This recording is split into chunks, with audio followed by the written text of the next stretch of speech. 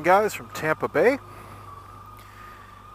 I'll get to the topic of this video in a little bit. Just want to tell you where I'm going this morning.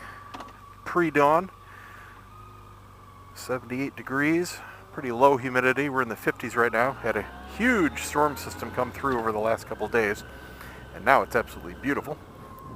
I'm going back up to Leesburg, so I've got about 4 hours of riding today, and I might be going back tomorrow, maybe Saturday, but I doubt it, because Saturday we're supposed to have some rain again. But I'm going up there because they are having a police rodeo. And if you don't know what that is where they do the low speed, tight course competitions. I'm sure you've probably seen some on YouTube. Basically, the police bikes and the officers are competing for trophies or status, I don't know what, but they're doing some really awesome riding. And today and tomorrow is training and practice, and then Saturday is the actual competition. So I want to try and get some cool video. I'm hoping that the training and practice is more of everyone already knows how to do it and they just want to get time in on the course. So it's not beginner stuff. I don't think it will be. I think everyone is going to be very experienced, and it's just going to be a lot of really cool runs. And I'm trying some new stuff.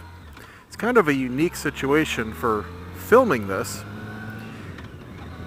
It runs from 8 to 5.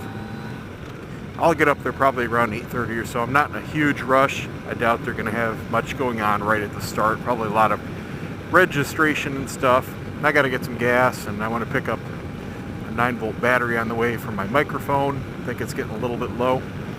So I'm just going to take a nice relaxing ride up there. That's at least 2 hours. Most of it's pretty boring. A lot of freeway. But once you get off 75, there's about a half an hour of really nice back roads to get into Leesburg. It's kind of an isolated little area. That's where I went up for the last big Bikefest, if you saw those videos last month. Same place.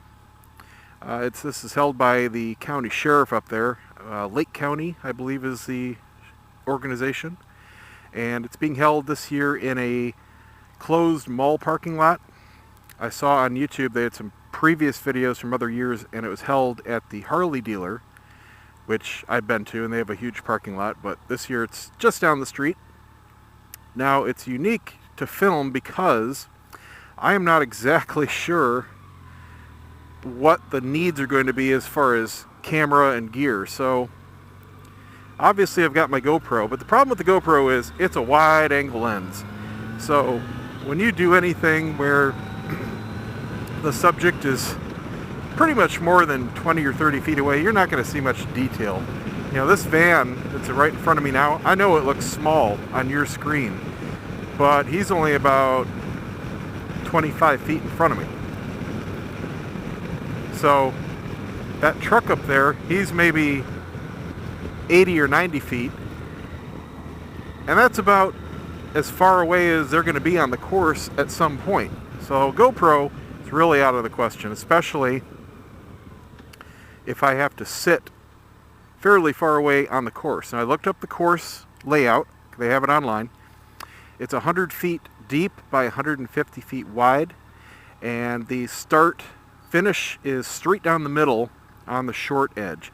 And I've watched a lot of other videos. I didn't see any from last year, so I don't know how they had it set up or if it's the same place, but they usually have bleachers set up on at least one side. I hope they have it on both sides, or if it's on one, I hope it's facing the start-stop so I can see them kind of coming towards me. So I had to kind of decide what I want to bring to film it. The phone isn't a good option simply because of storage. You know, I can't, I've got an iPhone, so I can't pop in and out huge SD cards or anything. Now, if I'm going to be up there filming for, you know, let's say I get 3 hours total of video, figure they're not going to be running non-stop. And I think each bike, I can't remember if it was 4 or 5 minutes, something like that, to do the runs. But, you know, say I get 3 hours of video, that's a lot of storage space. So the phone's out. It would have been okay for physical filming. That's what I shot a lot of the stuff at the Leesburg Bikefest on, and it worked fine. So what I decided to do is to use one of my Pro SLR cameras and bring a whole lot of cards and a whole lot of batteries. Then the question was lens setup. The problem is my cameras are great for video where it's set up like in a studio, and of course great for still shots, but they're not good for tracking subjects. You know, they're not consumer grade. They don't have silent focus and zoom lenses and really fast on the fly autofocus like some of the brand new, more consumer oriented models do. So couldn't do that. So what I decided to do was just use my 24-70 zoom lens, which if I'm seated where I think I'm going to be seated is going to be just fine using both of those extremes.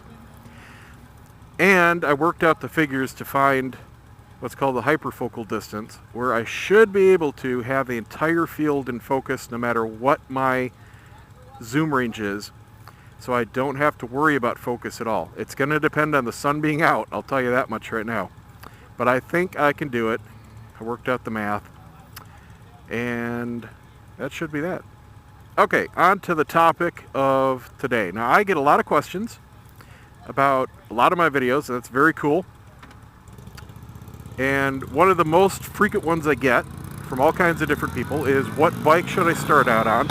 And sometimes specifically, would I recommend an FJR as a first bike? Because there are a lot of people in my situation, around my age group, I'm 40, that are interested in the FJR, and you know, they're looking for their first bike. So they're looking for my advice. So, hey, here's a video about it. I know there's a ton of videos out there on the subject. Everyone has their opinions. The one thing I'll say is, I do not agree with everybody that says there is a cookie cutter answer to that question. There are a lot of people out there that say, for example, start small, start with a 250, work your way up, then get a 600, then get a leader bike. And there are some people that say, get the biggest bike you can afford. There are some people that say, start with a certain kind of bike, don't get a sports bike for your first bike. There are some people that say, get a sports bike for your first bike. And there's all kinds of opinions. But I don't think there's a cookie cutter answer. I think it depends on a number of very key variables. The most important, in my opinion, is the maturity of the rider. Seriously. For example, I think everyone that's older will agree. Now I'm speaking in generalities here. There are always, man, this is Cop Central. One parked there, one in front of me, one in front of me to the left. It's that time of the day. Everyone's going to work. There are exceptions to every rule, so I'm not saying anything concrete. I'm just giving you things to think about. It's up to you to decide where you're going to fit in the spectrum of everything I'm talking about here. But in general, I think everyone that's older and hopefully wiser will agree that there are big differences between an 18-year-old and, say, a 40-year-old or a 50-year-old. There are big differences between a teenager and somebody that has a teenager. Now, like I said, there's exceptions. I know some 18-year-olds that are more mature than some 40-year-olds I know, and that's no joke. And the opposite. But when you're choosing a motorcycle, I mean, that does come into play. There are certain variables that are physical, all right? For example, my neighbor, he's never had a bike before. He is, I think, about 45. He's a little older than I am. Big guy, just like me. We're about the same height. He sat on the FJR here, and like me, he could barely flat foot on it, so it fits him. And I told him the same thing. If this fits you, almost anything will. I mean, the only bikes that are really bigger than this are some of the adventure bikes or supermotos, something that are built for ground clearance, that are supposed to be very tall. But as far as a normal street bike, this is about as tall as it gets. You will fit any other kind of normal street bike if you can flat foot on an FJR. It's just the way it is, because the seat's so wide and it's a fairly tall bike to begin with. So if you're a short rider, specifically if you have a short inseam, it's not all about your height with a motorcycle. A lot of people get that confused, and they'll say, oh, I'm 6 foot tall, so I can ride a nice tall bike. Well, if you have a tall torso and you're 6 feet tall and you've only got a 28-inch inseam or a 26-inch inseam, no, you're not. You're just not. In my opinion, you should be able to flat foot on your bike, just purely for safety. There are many instances where when you have to put your feet down, you need to have your feet down flat. You can't be tippy-toeing. You can't have only 1 foot down. I mean, yes, that's what they teach you in the MSF course. Right foot on the brake, put your left foot down. And that's fine and dandy. But what happens when you're in a situation where you need to be braking and you're on a camber? Now, there's a couple roads right around here where there's a stoplight in the middle of the curve, and the road is banked fairly steeply.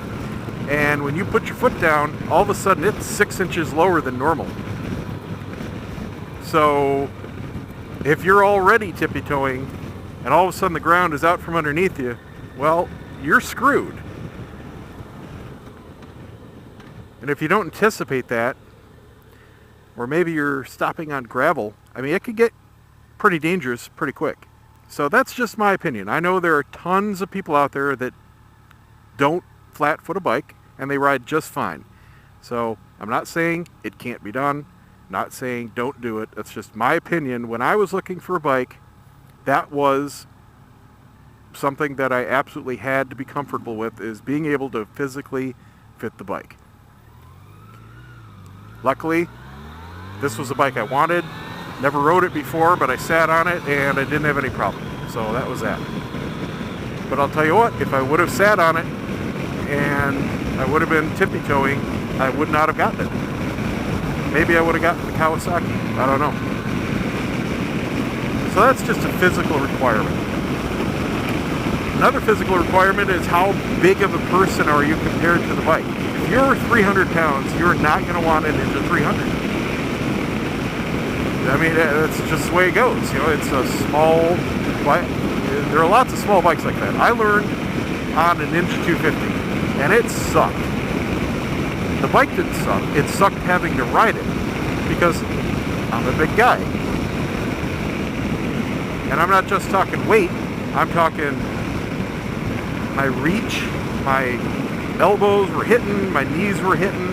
It was just not comfortable. But I rode it, passed the course and all that good stuff. I would never have bought one. That's just the way it goes. There are lots of bikes like that. You have to physically fit on it to, number one, be comfortable, number two, be safe. That's just the way it goes. The Hurley Sportster 883 we had, my wife primarily rode it, but if I had been primarily riding it, I would have put different handlebars on it, because it was horribly uncomfortable for me for more than 20 or 30 minutes. If I had to do a lock-to-lock turn, my elbows were hitting my knees, man. It just, the ergonomics were just wrong. Now luckily with Harley, you can change just about anything. But like I said, it was primarily for my wife, so we just left it to fit her. If I would have set it up for me, it wouldn't have been good for her, or safe. So, if you can't test ride a bike, which I know a lot of people can't, dealers are getting better about that, and brands are getting better about that, but I know there are still a lot of cases where all you can do is sit on it in the showroom. I understand that. That was the case with this. When I got my first FJR, it was an 06, they were all special order. They weren't even stocked in dealerships at the time. It was a put your money down, we'll have one shipped to us kind of bike. And you really had to roll the dice, which kind of sucks.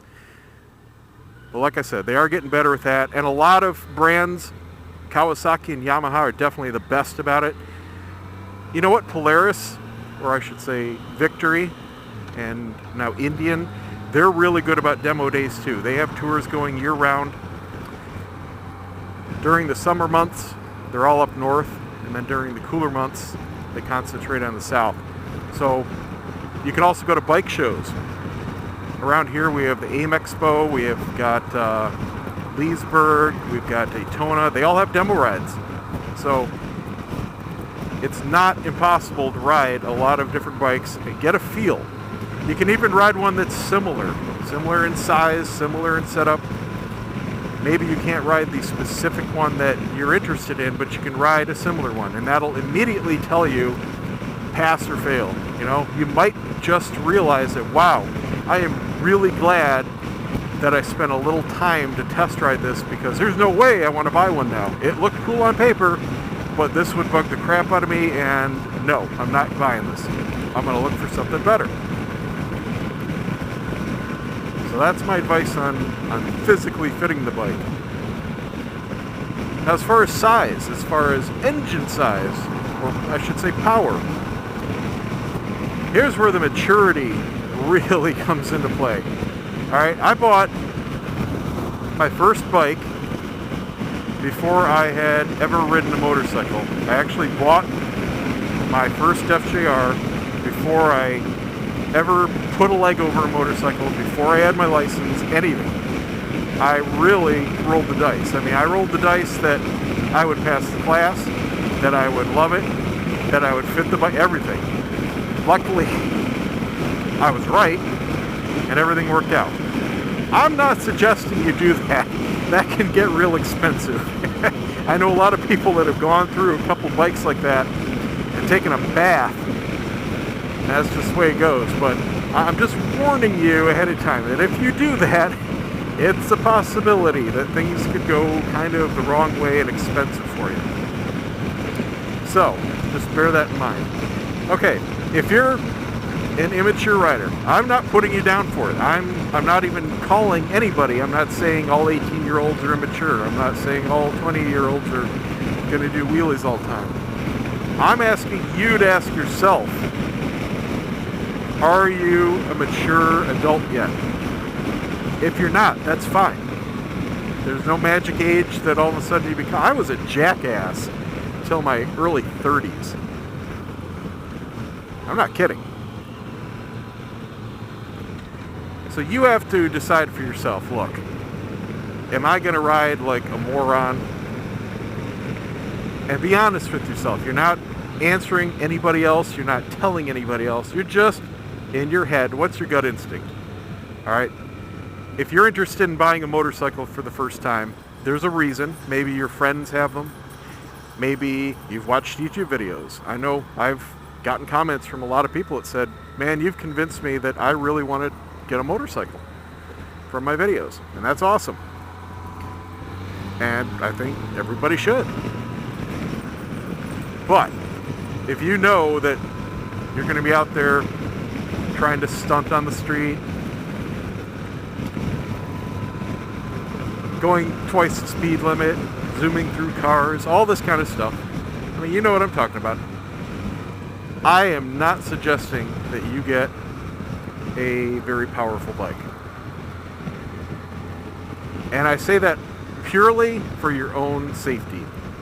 Well, somewhat for everybody else's safety too. But trust me, for your safety. If you've never ridden a bike before, you have no idea what kind of power they have.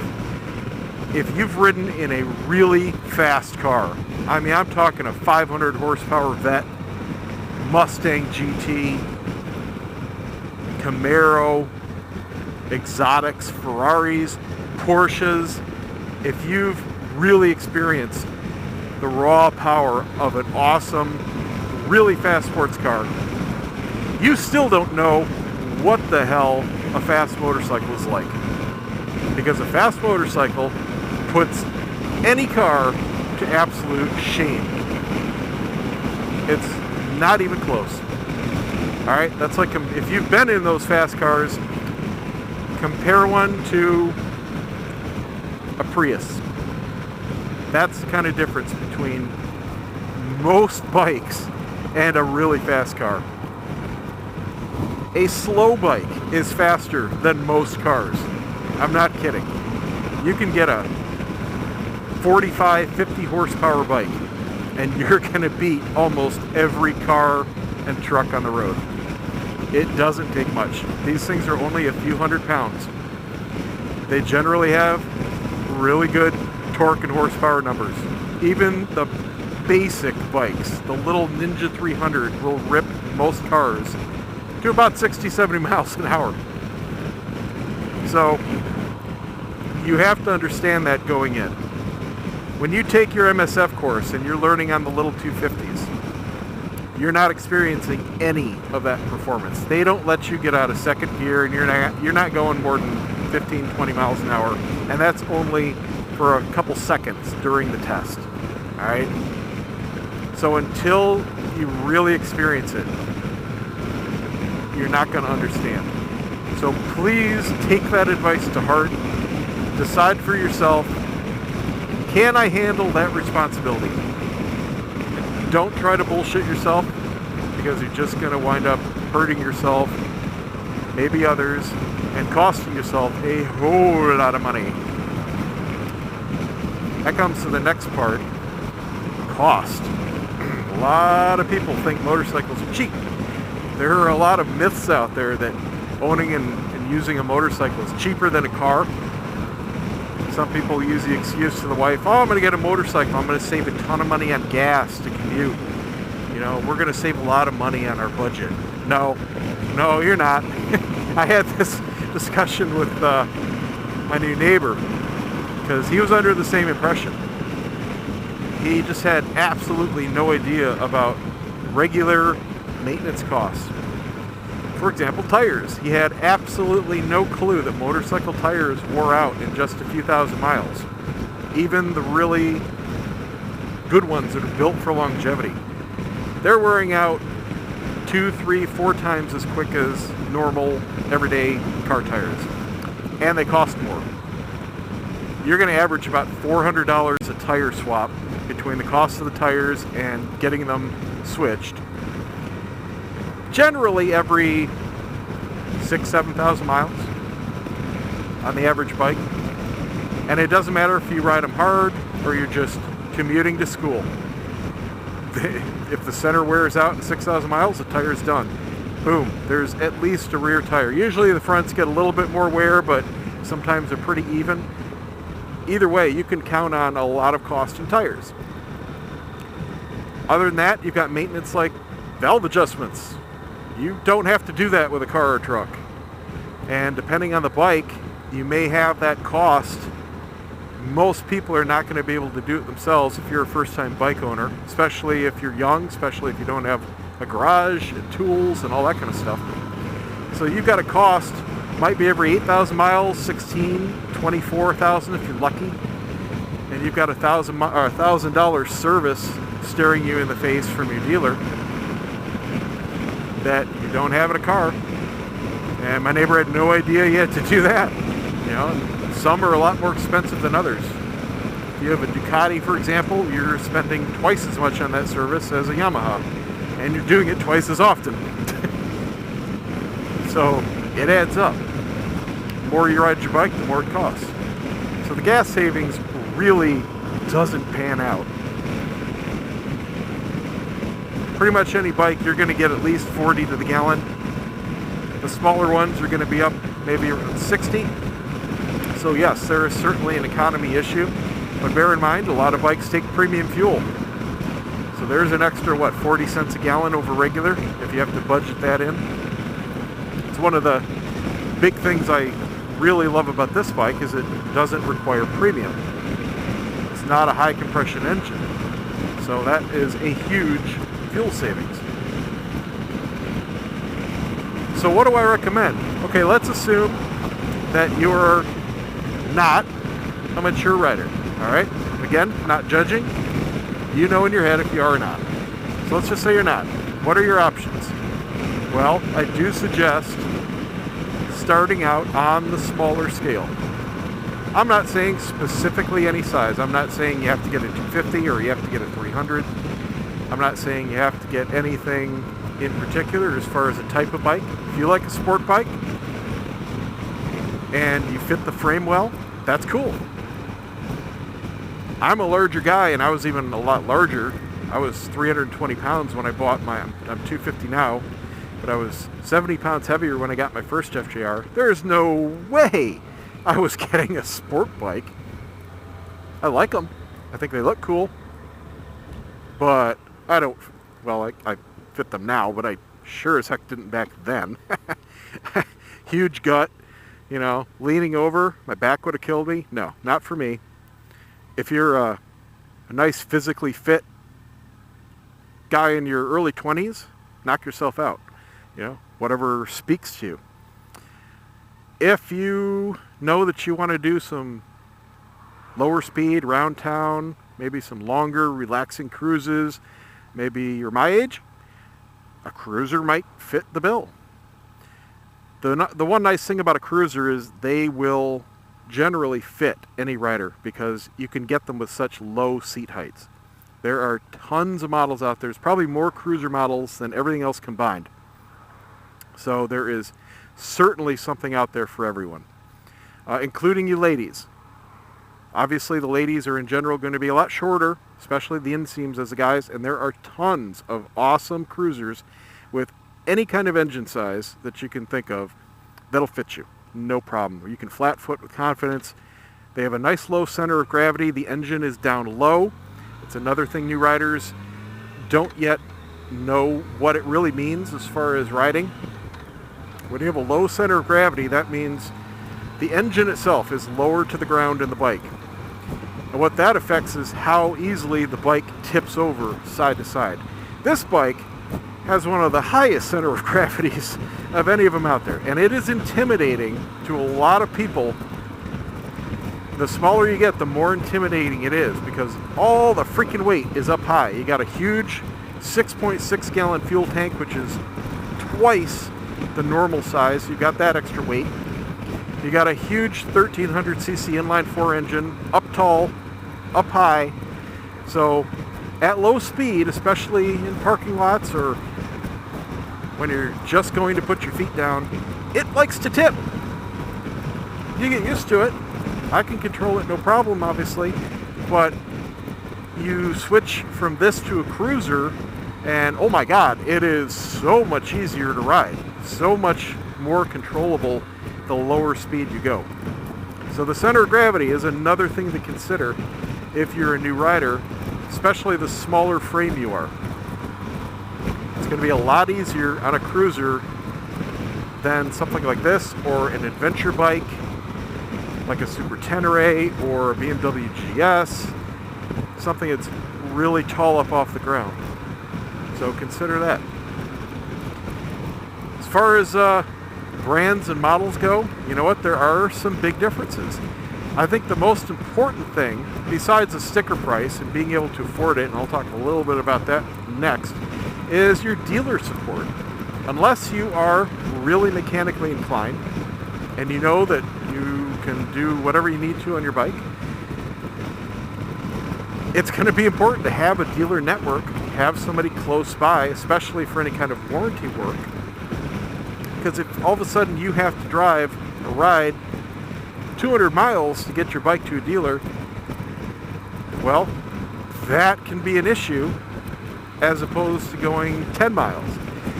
I've got 2 Yamaha dealers within 20 minutes of me, north or south.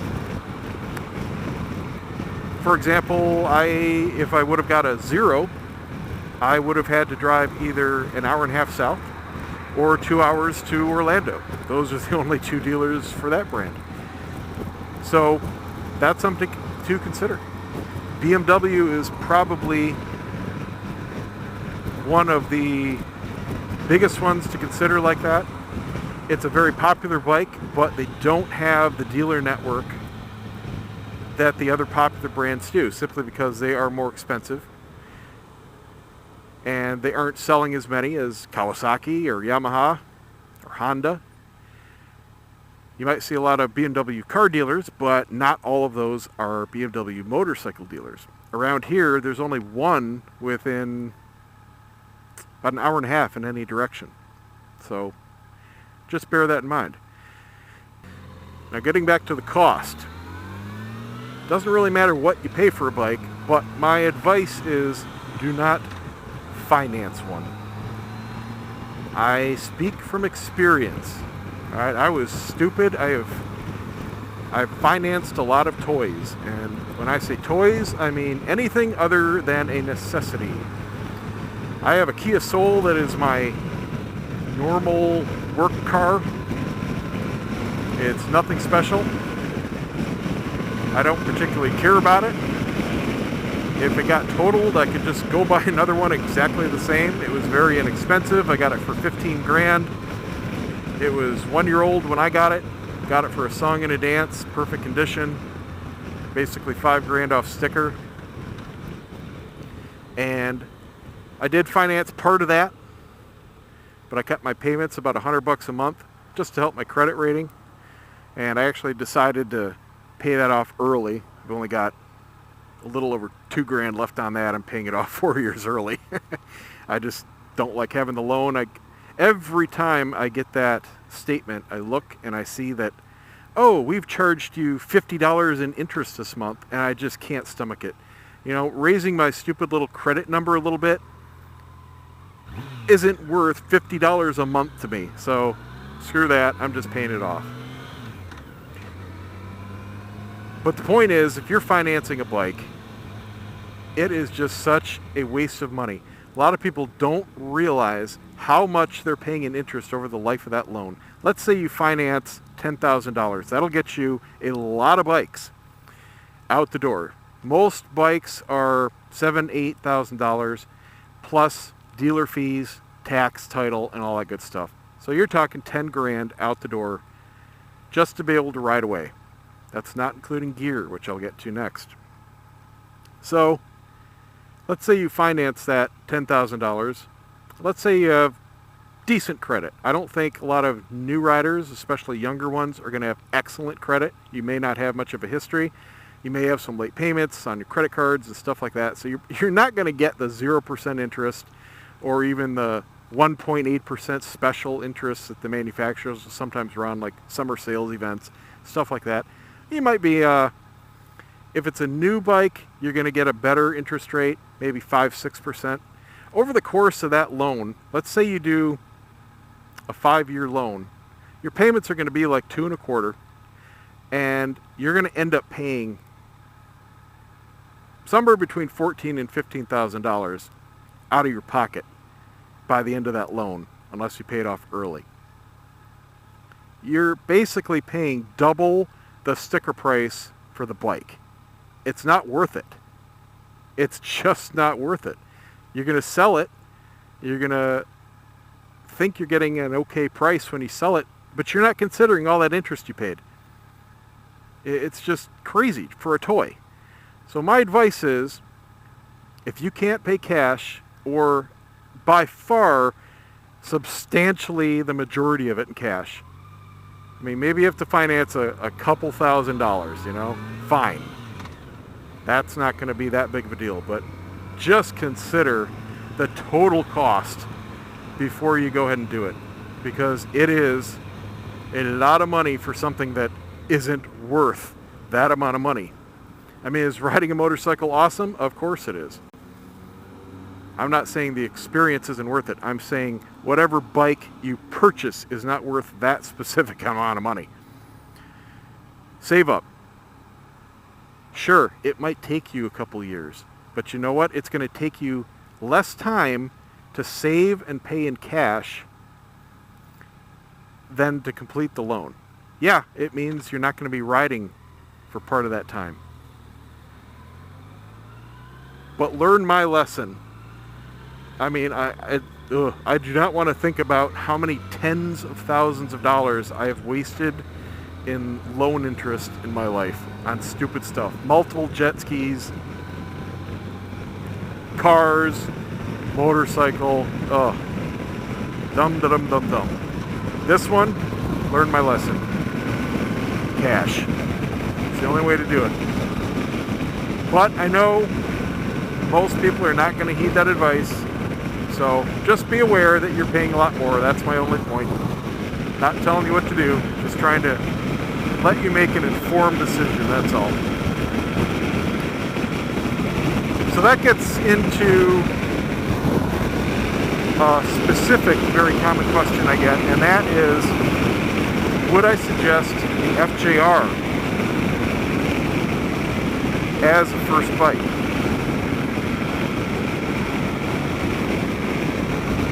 And I'm going to assume that the question is coming from someone that is a mature rider, somebody that is more in my age group, because let's face it, younger riders are not looking for a sport touring bike. I have never seen an FJR rider in their teens or 20s. Not once. I mean, I was the youngest one I ever knew in my early 30s when I got my 06. That was 9 years ago, so 31. That was odd. That was, even the salesman was like, "You sure? That's really what you want?" He was like, "You sure you don't want this R1?" If you physically fit it, if you have at least a 30-inch inseam, you are going to be okay flat-footing it. I have a 32-inch. I had plenty of clearance on the stock seat. When I put on this custom seat, it raised it up 1 inch. I can still flat foot with about an inch of clearance. You can have custom seats made without eating up even the 1 inch. So don't feel that that is any kind of go, no go. Just know that a 30-inch inseam with any kind of riding boot on, something with a heel, you're going to fit the bike just fine. As far as your torso size, I'm 6'2". If you're a really tall rider, if you're like me and you like having an option to have a tall windscreen for a very quiet ride, there are tons of windscreens out there. I mean, there's probably a dozen or so different windscreens that you can put on this bike. This is one of the shorter options for a aftermarket, or I should say secondary windscreen. Even though it's technically aftermarket, it's made by National Cycle. It's made for Yamaha, and this is the Yamaha OEM touring screen, but it's not made by Yamaha. And this is one of the smaller ones. Like I said, most of the other brands go taller and wider. This was just big enough where it did what I wanted. I wanted it as small as possible. So there are plenty of options for that. You don't have to worry about it at all. There are tons of options for changing your bars, your bar angles. I'm okay with the stock bar height. I don't feel the need to raise them up. I'm leaning forward a little bit on the bike. This is not a completely upright seating position. It's not meant to be. If you want that, get a cruiser. But you can raise them up a good couple inches. You can bring them back. There are lots of options for that. A couple $100 gets you all you need to do that. Not a big deal at all. So there is a lot of ergonomic things you can do. You can put highway bars on here. You can put forward pegs. You can stretch your legs out if you got extra long legs. Seat does rise up an inch if you want to adjust it that way. Even your shifter peg is adjustable up and down. So I have no problem whatsoever recommending the bike physically to anybody that is fairly tall. I mean, if you're 5'8", no, I don't. Absolutely not. I know there are some shorter riders that ride them. And like I said, they're tippy-toeing. Just be aware that, you know, if you're a first-time rider, that's just something else you have to consider, and that is a concern and danger. But power-wise, it's I get this question a lot. People say, "Hey, I'm a really big guy, 350 pounds. Does it have enough power?" Yes, absolutely. It's not the most powerful bike on the road. You know, it's not a super bike, but it is absolutely blazingly fast one-up, and it is awesome two-up. I get that question a lot too. How is it for double riders? I want to ride with my wife. Is it really comfortable for the passenger? How long of a trip can you do? I got one the other day. The guy's got a Goldwing, and he says, you know what, I'm interested in the FJR. How does it compare to a Goldwing, especially for the passenger comfort? Well, it doesn't compare to a Goldwing. I'll tell you that straight up. Performance-wise, it's going to blow it out of the water. Comfort-wise, it's apples and oranges. You're talking about a Barca Lounger compared to a Recaro racing seat. I mean, no, the passenger, if they want the comfort of a Goldwing or any large cruiser with a really comfy back seat like that, they're not going to enjoy the FJR if that's what they're used to. That's just the way it is. But compared to a sport bike, oh, this thing is plush. Really good. Especially with this custom seat on. My wife absolutely loves it. She doesn't ride that much for a lot of other reasons, but it's not because of how the seat feels. I have no problem going hundreds of miles for several hours with this lamb seat, which you can watch my other video on. I'll put a link to it right up here. No problem whatsoever. Oh, and a quick update. There were some people that wanted a longer term update on the little foam injection trick I did. Absolutely wonderful. Works perfectly. Solved that little tiny pressure problem I had. Zippity quick. $5. So thumbs up to that. But if you're looking for absolute plush, long cruising comfort with a passenger, no, this probably isn't going to be what you're looking for. But if you're like me and you do all kinds of different riding, solo, two up, bags on, bags off, trunk on, trunk off, you want different kinds of needs, it's awesome. It really is. Obviously, I love it. You know, I could have bought any bike I wanted to. Getting this second one, I got another one. No regrets. Absolutely love it. I'm not saying it's the best bike in the world. I'm saying it's the best bike for the needs I have right now. That's it. Now, that being said, I'm going to buy another second bike. Haven't completely decided on which one it's going to be yet. Got a few in my head. I'm kind of tossing around. I do need to test ride a couple other things before I make up my mind. But after I finish off my car payment, just a couple grand left, I'm going to save up and buy another bike. This next one is going to be specifically something just for fun. It's totally different, not for two-up. It's going to be solo only. It's going to be small. It's going to be something just for around town. I don't even want to think about taking it on the freeway. I just want something for cruising around, shorter rides, not looking for any kind of speed or performance or carrying cargo, anything like that. Just me relaxing around where I live. So I'm thinking about maybe the FZ07. Maybe. It's not, I don't think that's probably going to be at the top of my list, but it is a very comfortable bike. It just doesn't quite have character. It doesn't put a silly grin on my face looking at it and riding it. You know what I mean? But it's a great bike. Whew, that is some groove pavement there. I can see that car weaving. I just hit it. I think I'll stay over here near the line. Thinking about maybe the R3. I have to test ride one. The last demo days I did that wasn't out yet, so it wasn't available to ride. But it's not a sport bike, even though it looks like one. It has more of an upright seating stance. And I sat on one at the auto show, and it fit me ergonomically fine. It fit me a lot better than the Sportster 883 did. So I don't think I'd have any problem physically riding it. But I want to see if it's got some character. You know, I'm sure it's going to have enough power. That's not a concern. But again, I think it might be a little too refined just for something cool to bomb around in. Another I'm considering is Royal Enfield Bullet, maybe the Bullet Classic. I absolutely love the retro classic designs, and frankly, you can't get anything in production anywhere close to the kind of retro design because it's authentic retro. as in it hasn't changed in, what, 50, 60 years? Literally. I mean, it's not made to look like a retro bike like the Yamaha Bolt, or the Star Bolt, I should say. It is a retro bike that just happens to be still in production from India. And it's been modernized. It's got fuel injection. That's about it. But man, they're dirt cheap. They lowered their MSRP last year to $4,900.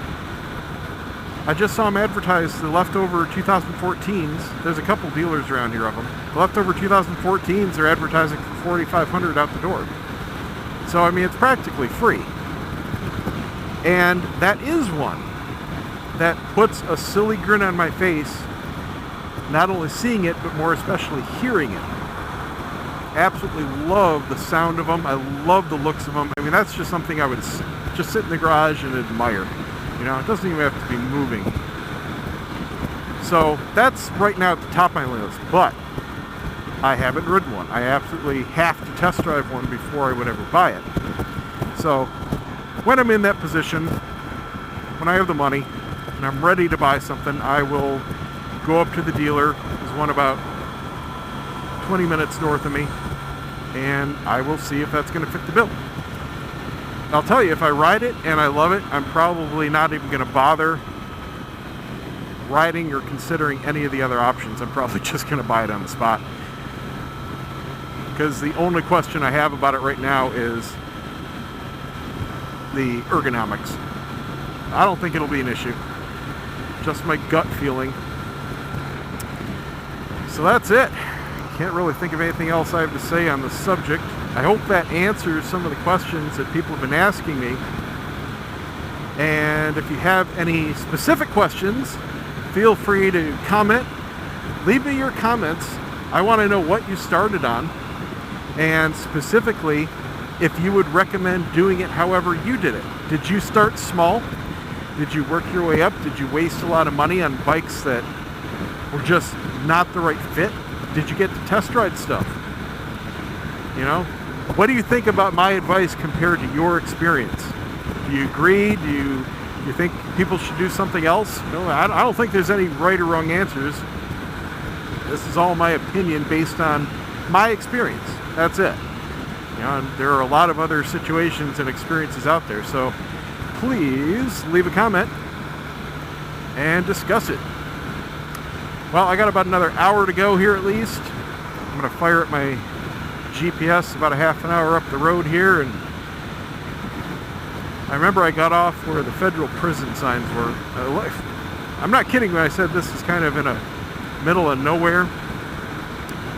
They stick the federal prison up here, and that's because, well, it's kind of a hike from everything else.